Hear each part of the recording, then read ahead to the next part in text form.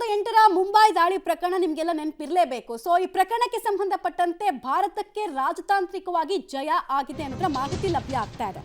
2008ರ ಈ ಡೆಡ್ಲಿ ಅಟ್ಯಾಕ್ನ ಪ್ರಮುಖ master mind ಅನ್ನ ಭಾರತಕ್ಕೆ ಹಸ್ತಾಂತರ ಮಾಡೋದಕ್ಕೆ ಒಪ್ಪಿಗೆ ಸಿಗ್ತಾ ಇದೆ.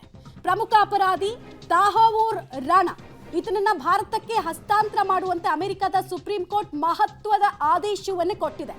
ಭಾರತಕ್ಕೆ ಇದನ್ನ ಹಸ್ತಾಂತರ ಆಗಬೇಕು ಅಂತ ಹೇಳಿ ಲೋವರ್ ಕೋರ್ಟ್ನಲ್ಲಿ ಬಹಳ ವರ್ಷಗಳಿಂದ ಅಮೆರಿಕದಲ್ಲಿ ವಾದವನ್ನ ಮಾಡ್ಕೊಂಡು ಬರಲಾಗಿತ್ತು. ಈತ ಕೂಡ ಈ ಲೋವರ್ ಕೋರ್ಟ್ನಲ್ಲಿ ತನಗಾದಂತಹ ಹಿನ್ನಡೆಯನ್ನ ಉದ್ದೇಶಿಸಿ ಸುಪ್ರೀಂ ಕೋರ್ಟಿಗೆ ಹೋಗಿದ್ದ.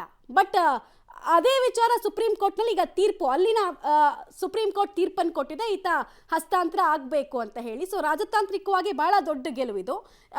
ಈತನ ಜೊತೆಗೆ ಡೇವಿಡ್ ಹೆಡ್ಲಿ ಅನ್ನುವಂತಹ ಇಬ್ಬರು ವ್ಯಕ್ತಿಗಳು ಆ ಟೈಮ್ನಲ್ಲಿ ಲಷ್ಕರ್ ಎ ತೊಯ್ಬಾಗೆ ಫೈನಾನ್ಷಿಯಲ್ ಫಂಡ್ ಅನ್ನು ಮಾಡಿದ್ರ ಆರೋಪ ಭಾರತ ಇನಿಷಿಯಲ್ ಸ್ಟೇಜಸ್ ಅಲ್ಲಿ ಏನು ಹೊರಿಸಿತ್ತು, ಅದಕ್ಕೆ ಎವಿಡೆನ್ಸ್ ಅನ್ನ ಕೂಡ ಕೊಟ್ಟಿತ್ತು, ಸಾಕ್ಷಿಗಳನ್ನ ಕೊಡಲಾಗಿತ್ತು, ಇವರ ಪಾತ್ರ ಸಾಬೀತಾಗಿತ್ತು.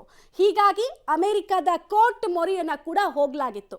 ಮೂಲತಃ ಈತ ಪಾಕಿಸ್ತಾನದ ಒರಿಜಿನ್ ಆದರೂ ಕೂಡ ಕೆನಡಾದ ಸಿಟಿಜನ್ಶಿಪ್ ಈತನಿಗಿದೆ. ಈ ಉಗ್ರ ದಾಳಿಯಲ್ಲಿ 200ಕ್ಕೂ ಹೆಚ್ಚು ಜನ ಪ್ರಾಣ